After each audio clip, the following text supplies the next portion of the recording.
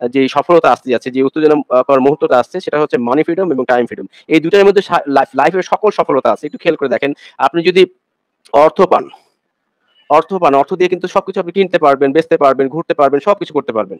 কিন্তু যদি টাইম না থাকে, আপনি এমন একটা সময় টাকাটা পেলেন কিন্তু আপনার সময় নাই। অ্যাজ এ চাকরিজীবী যদি হয়, আমার বহু টাকা আছে কিন্তু চাকরিতে আমার নির্দিষ্ট সময় আমাকে যেতে হবে, নির্দিষ্ট সময় আমার আসতে হবে, নির্দিষ্ট বসের কথা শুনতে হবে। এর বাইরে আমি যেতে পারবো না, আমার সময়ের বারে আমি বাধা। আপনি যদি ব্যবসায়িক হতেন, টাকা বহু আছে কিন্তু ব্যবসা প্রতিষ্ঠান সামলানোর কারণে নির্দিষ্ট সময় আপনাকে অফিসে যেতে হবে বা আপনার ব্যবসা প্রতিষ্ঠান যেতে হবে, সেটা প্রতিষ্ঠান খুলতে হবে, আবার বন্ধ করতে হবে, আসতে হবে। তাহলে আপনি এই টাইম ফ্রিডমটা আমাদের পৃথিবী গতানুগতিক ব্যবসা প্রতিষ্ঠান বা কর্মজীবী বা পেশাজীবী যারাই হয় না কিন্তু আমাদের কিন্তু টাইম ফ্রিডম নাই। মানি ফ্রিডম অনেকেরই আছে, ব্যবসা বাণিজ্য করেন বা আমরা ট্রেডিশনাল ব্যবসা করি বা আমাদের পূর্বপুরুষ থেকে যদি পাওয়া কোনো কিছু হয়, যে জমিদারি কিছু ছিল বা বাবার জমিদারি ছিল, বাবার ব্যবসা ছিল, সেটা আমি পেয়ে আমি এখন অনেক ধনী। আমাদের এলাকায় দেখেছি যেসব জমির দাম ছিল ৩ লাখ ৪ লাখ টাকা দাম, সেটা একটা বাইপাস যাওয়ার কারণে সেটা কোটি টাকা দাম হয়ে গেছে। মানে রাতারাতি যার ৪-৫ কাঠা ছিল সে ৪-৫ কোটি টাকা মালিক হয়ে গেছে। তো এরকম কিছু বিষয় আছে যেটা রাতারাতি মানুষ বড়লোক হয়ে যায় বিভিন্ন কারণে। তো এইসব বিষয়গুলো ডিপেন্ড করে তাদের বংশভাবে, সেই অবস্থান কালে, পরিশ্রমের কারণে এসব বিষয় দিয়ে মানুষ অনেকটাই মানি ফ্রিডমটা করে ফেলতে পারে। কিন্তু টাইম ফ্রিডমটা একটা অন্য একটা বিষয়। এই টাইম ফ্রিডমটা পৃথিবীর কারোই নাই। স্যারের কথা মতে যে পৃথিবীর কারোই টাইম ফ্রিডম নাই। সবাই কোনো না কোনো কাজে ব্যস্ত। তাহলে এমন কি আমাদেরকে ছাড় দিবেন যেটার জন্য টাইম ফ্রিডম আমরা পাবো? আমাদের 24 ঘন্টায় যে আমাদের সময়কাল, সেই 24 ঘন্টা আমরা আমার যা ইচ্ছা তাই করতে পারবো। আমাদের এই ধরনের সমস্যাটা আমাদের থাকবে না। আমাদের 24 ঘন্টা, 7 দিন, 30 দিন, 365 দিন এই সময়টা আমাদের কাছে কোনো ব্যাপারই হবে না। এটা আমরা যেভাবে ইচ্ছা ব্যবহার করতে পারবো। কোনো কাজে আমাদের ইনভলভ হতে হবে না। এই ধরনের বিষয়টা যদি না থাকে তাহলে আমরা কি টাইম ফ্রিডম পেয়ে লাভ হবে? তার মানে অবশ্যই। আমরা টাকাটাকে এমনভাবে ইনকাম আমাদেরকে আমাদের জেনারেট হবে যে ফাউন্ডার হওয়ার কারণে এই যে দীর্ঘদিন আমরা ধৈর্য ধরে আছি, স্যারকে বিশ্বাস করেছি, কোম্পানিকে বিশ্বাস করেছি, সেই কারণে স্যার আমাদেরকে ঢেলে দিবেন।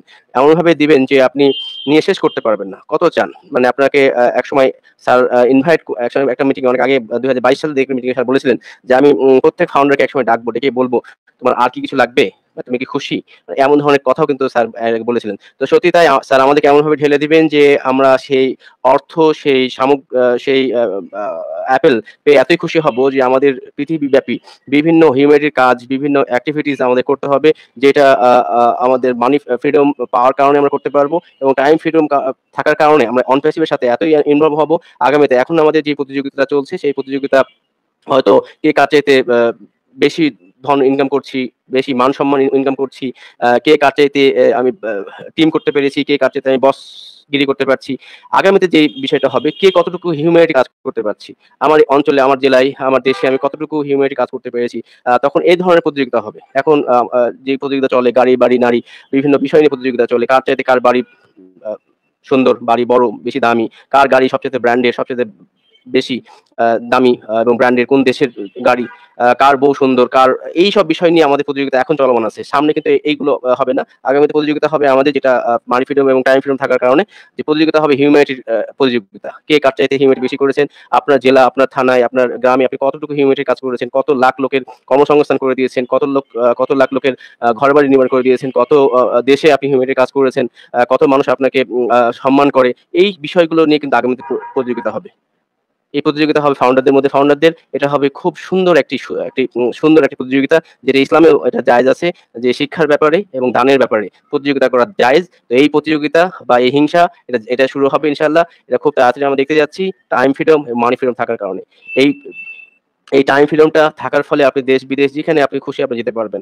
আপনার ইচ্ছা হলো আমি আগামী সপ্তাহে উমরায় যাবো, চলে যাবেন। আপনার মনে হলো আমি প্রতি বছর হজে যাবো, আপনি চলে যাবেন। আপনার মনে হলো আমার এলাকার মসজিদের মুয়াজ্জিন খুব বঞ্চিত, সেই মুয়াজ্জিনকে আমি হজে নিয়ে যাবো। মনে হলো ওই ইমামটা দীর্ঘদিন ১০-১২ বছর ১৫ বছর ধরে ইমামতি করে, মাত্র ৩-৪-৫ হাজার টাকা ইমামতি করে। আমি ওই ইমামটাকে হজে নিয়ে যাবো। আপনার যখন যা ইচ্ছা তাই মনে হবে। আমার ওই বৃদ্ধ দাদিটা খুব শখ ছিল কিন্তু অর্থের কারণে আমি তাকে হজে নিয়ে যেতে পারিনি। আপনার ইচ্ছা হলো আপনাকে নিয়ে যাবেন।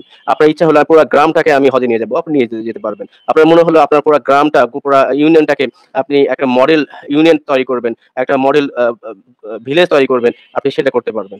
আগামীতে এই ধরনের প্রতিযোগিতায় আসছে। আর এই প্রতিযোগিতার সঙ্গী হতে পেরে আমি সত্যি প্রাউড ফিল করি এবং আমরা যারা ফাউন্ডার বলে দাবি করছি ১৪,৭৭,৪৮৩ এই সংখ্যাটা খেয়াল রাখবেন। এর বাইরে উপরে যাবে না, নিচে আসতে পারে বিভিন্ন কারণে, যেটা আমাদের আব্দুল সুবহান স্যারও বললেন যে বিভিন্ন অনৈতিক কাজের কারণে হয়তো কমতে পারে, কিন্তু এই 14,27,483 উপরে কিন্তু আর ফাউন্ডার কেউ এই সুযোগটা পাবে না। তো আমি নিজেকে গর্ব বোধ করছি যে আমি এই পরিবারের একজন অংশ হতে পেরেছি, যে কিনা আমি মানি ফ্রিডম এবং টাইম ফ্রিডম পেতে যাচ্ছি। সত্যিই তাই। আমি একজন গর্বিত ফাউন্ডার হিসাবে সবসময় গর্ব করি। আমি ফাউন্ডার হিসাবে আমি অনপ্যাসকে ভালোবাসি, এস স্যারকে ভালোবাসি, এস স্যারের পরিবারকে ভালোবাসি। আমি অনপ্যাসের ফাউন্ডারদেরকে ভালোবাসি। আর এই ভালোবাসা আমাদের মৃত্যু টিকে থাকুক এই আশাবাদ ব্যক্ত করে আমি আর আজকে কথা শেষ করছি। আসসালামু আলাইকুম ওয়া রাহমাতুল্লাহি ওয়া বারাকাতুহু। Over to Salim Akter.